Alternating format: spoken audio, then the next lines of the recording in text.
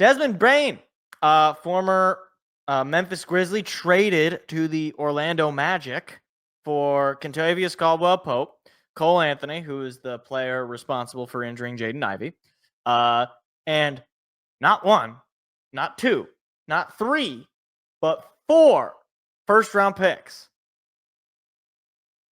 I got to tell you, look, I like Desmond Bane. All right. I can pull up his numbers right now. All right. Okay. There we go. Desmond Bane. I like Desmond Bane. I think he's a really solid player. Last year, he had 19 points, 6 boards, 5 assists, shot almost 40% from 3. I think he's a really good player. A former all-rookie. Hadn't been an all-star, but he's a really solid player. 26 years old, entering the prime of his career. I got nothing but nice things to say about Desmond Bane. 4 first-round picks for this guy is crazy. That is fugazi. All right, like 4 first-round picks. The only way that I could truly rationalize a move like that for Orlando is if they were truly one guy away. And obviously last year they were decimated by injuries. The year prior, they really had their breakout year. Paolo Banchero, presumably, only going to get better. But I don't know that they are just one Desmond Bane away.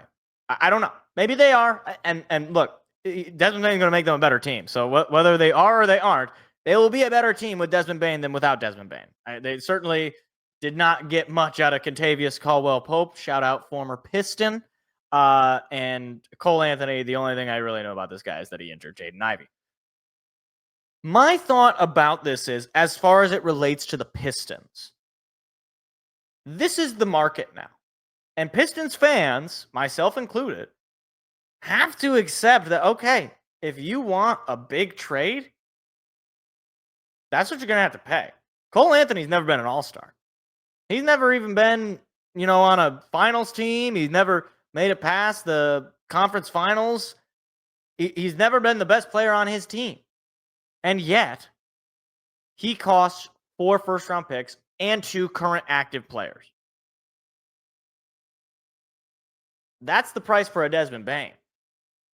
What do you think the price is going to be for a Devin Booker, for a Jaren Jackson, assuming he's available, which, Shams Charania reporting that he's not, but, I don't know if Desmond Bane was supposedly available until he was. What's going to be the price for a Devin Booker? Or Devin Booker. I already talked about Devin Booker. For a Derek White, excuse me, D names. I get confused. For a Derek White out of Boston, Kristaps Porzingis, Jaylen Brown. Are they going to stick with him, or are they going to ride it out with Jason Tatum, despite the fact that Tatum's got that injury? I'm not saying that the Pistons can't just fleece a team, because of course you can. There's dumb GMs all over the place. There's probably more dumb GMs than there are smart GMs in the league. But only so many teams have the player that you want to get. And if you're the Pistons, I'm not saying that you should or you shouldn't. I'm just saying 4 first-round picks is a lot. And to say, oh, well, whatever, if you're going to be good, the first-round picks aren't going to matter. I agree, sort of. Later, especially in the NBA draft, the later picks become unusable. You might as well draft nobody, because the odds of somebody, especially if you're picking in the 20s and the 30s, the odds of those guys ending up being anything other than bench players, rotational guys at best, are pretty high, or pretty low even. You're not going to get a whole lot from those guys. However, Desmond Bane, to his credit, he was taken in the 30th round, please. He was the 30th pick. So to say you can't get any value out of those picks is just wrong.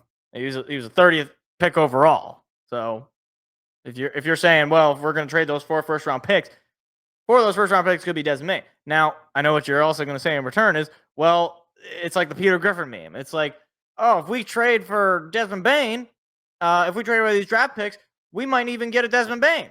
I don't know if I'm totally butchering that Family Guy joke, but it's that idea of a lottery ticket is always somebody better, right? Like any lottery ticket could be Nikola Jokic, right? Like you can just imagine in your mind that, oh, this guy was taken 30 or this guy was taken late in the first round. So that means that the next first round picks are going to be that way.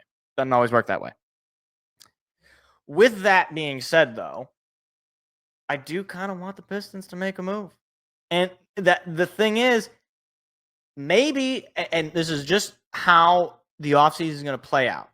Maybe the Pistons front office, maybe they believe they have something and nobody else knows about it, and that something is Jaden Ivey. Okay, like Jaden Ivey, when he was healthy last year, he's a really good player. I can pull up his numbers last year. Let me see. Is it okay? It's not with a Y. I can never remember if it's with a Y. Jaden Ivey last year, he had 17 points a game, 4 assists, 4 boards, shot 40% from 3. You know, he was a really solid player. You know, him and Cade, the question was, can they play together?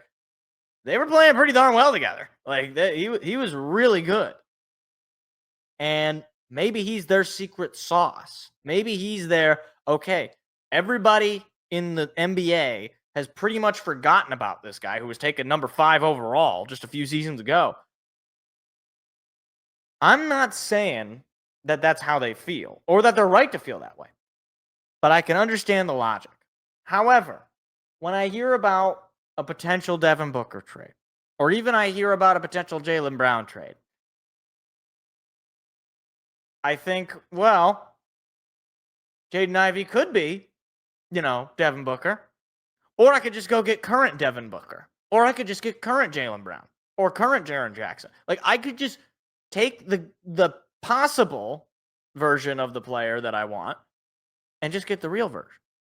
Problem is, again, 4 first-round picks. Like that, I don't know that the Pistons even have those picks to begin with, let alone, different teams have different, sets of value. But, if you're calling the Grizzlies about Jaren Jackson, hey, man, they're going to want more than just 4 first-round picks for him. They're going to want at least 4 first-round picks and probably a young player or 2 and probably maybe even some later-round picks. And that's even assuming that you don't just give up more first-round picks to begin with. So I don't know that, like, all of the reporters are saying it's going to be a crazy offseason. There's going to be a lot of movement. The free agency class isn't very good, but you're going to see stars on the move in trades. I don't know that the Pistons are going to be a team that are involved, just given this trade made me feel, oh, boy, you're playing a dangerous game. Because, again, do you truly think you're 1 star away from being a finals contender? Maybe you do. I'm not saying you're not. But you did just get bounced in the first round of the draft, or in the first round of the draft. First round of the playoffs. You did just lose all the game. You did just lose 3 games. I believe it was 3 games. 3 games at home. You did kind of not perform in the playoffs. So I'm not saying that you have to keep your picks, or that, if you trade away all your picks, you could be, it could be Blake Griffin all over again. But to act as though it's such, like, obviously, of course, the Pistons have to go out and make a trade and they got to do, I don't know. Again, we're going to learn a lot about Trajan Langdon this offseason. We're going to learn a lot about how he values draft picks to begin with, and how he values this current roster. Because I don't know how well they thought they were going to do this year with the roster as is. I can't imagine they expected what they got. So now things are going to be interesting. Okay, you didn't expect it to be this way. Now, what are you going to do to maintain what you have and get better? Probably going to be in a trade, but at that price, hey, man, I wouldn't blame them for not pulling the trigger. 4 first-round picks for, Desmond Bane. That's a little much for me. Hey, YouTube, if you like clips like that, hit the like, hit the subscribe button. We've got live shows every Tuesday night. Hope to see you there.